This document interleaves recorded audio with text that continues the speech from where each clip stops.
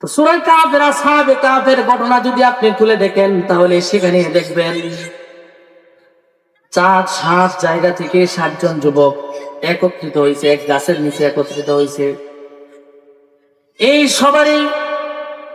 সবারই ইচ্ছা হলো আল্লাহকে কেমনে পাওয়া যাবে, আল্লাহকে কোথায় গেলে আল্লাহকে পাওয়া যাবে। আল্লাহকে খোঁজার জন্য সবাই একত্রিত হয়েছে। কেউ ভাই খুঁজি না, মা বাপ খুঁজি না, পিতা মাতা খুঁজি না, আল্লাহকে খুঁজি, কোথায় গেলে পাওয়া যাবে, আল্লাহকে পাওয়া যাবে। 7 যুবক 7 ফ্যামিলি থেকে 7 জায়গা থেকে এসে এক গাছের নিচে জড়ো হয়েছে। একজন আরেকজনকে জিজ্ঞাসা, ভাই তুমি কি খুঁজো? সে বলে আমি আল্লাহকে খুঁজি, আমি মা বাপ খুঁজি না, পিতা মাতা খুঁজি না, আত্মীয় স্বজন খুঁজি না, টাকা পয়সাও খুঁজি না, আমি খুঁজি আল্লাহরে। তুমি কেড়ে আইসো? আমিও তো আল্লাহরে খুঁজি। তুমি কেড়ে আইসো? আমিও তো আল্লাহরে খুঁজি। এই 7 যুবকের ইচ্ছা হলো আল্লাহকে কেমনে পাওয়া যায়, আল্লাহকে কোথায় গেলে আল্লাহকে পাওয়া যাবে, আল্লাহ খোঁজার ফিকিরে এই যুবক গুলা একসাথে হয়েছে। তাদের সাথেও একটা কুকুরও একসাথে হয়েছে।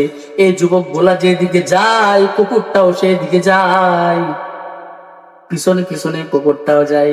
একটু পরে জিজ্ঞাসা করে, এ কুকুর, আমরা তো আল্লাহকে খোঁজার জন্য একত্রিত হয়েছি, তুই কেন আমাদের পিছে পিছে আসস? কুকুরের জবান খুলে গেছে আল্লাহর রহমতে।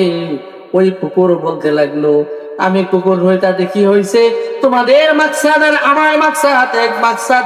আমি কুকুর হই তাতে কি হয়েছে? আমিও আমার স্রষ্টাকে খোঁজার জন্য আসছি। সুবহানাল্লাহ। তো তাফসীরের কিতাবের মধ্যে আছে ওই 7 যুবক আল্লাহকে খুঁজতে খুঁজতে পাহাড়ের গুহার ভিতরে গিয়ে ঘুমায় গেছে। ঘুমায় যাওয়ার পরে ওই কুকুরটা ওই পাহাড়ের মুখের মধ্যে, ওই গুহার মুখের মধ্যে তাদেরকে পাহারা দেওয়ার জন্য 2টা পা সামনে দিকে মেলায় বসে গেছে। ওই যুবক গুলা ভিতরে ঘুমায় আর এই কুকুরটা পাহারা দেয়। কিতাবের মধ্যে আসছে কাল কিয়ামতের দিন হাসরের ময়দানে যখন আল্লাহ তাআলা এই যুবক গুলাকে জান্নাতে দিবে, এই কুকুরটাকে, ওই কিতমির কুকুরটাকেও মানব আকৃতি দিয়ে আল্লাহ তাআলা এই কুকুরটাকেও জান্নাত দান করে দিবে। সুবহানাল্লাহ। তো কি বুঝতে পারলাম? কুকুরটা চিনতে পারছে আল্লাহ। কুকুর কি করতে পারছে? চিনতে পারছে। আমি আর আপনি চিনতে পারলাম, চিনতে পারছে। তো আশ-শামালি তার রহমাতুল্লাহ আলাইহি ওনার এক কিতাবের মধ্যে লিখেছেন যে, উনার কিতাবের মধ্যে উনি লিখছেন যে বানর আল্লাহকে চিনতে পারছে। বানরটা আল্লাহকে কেমনে চিনলো?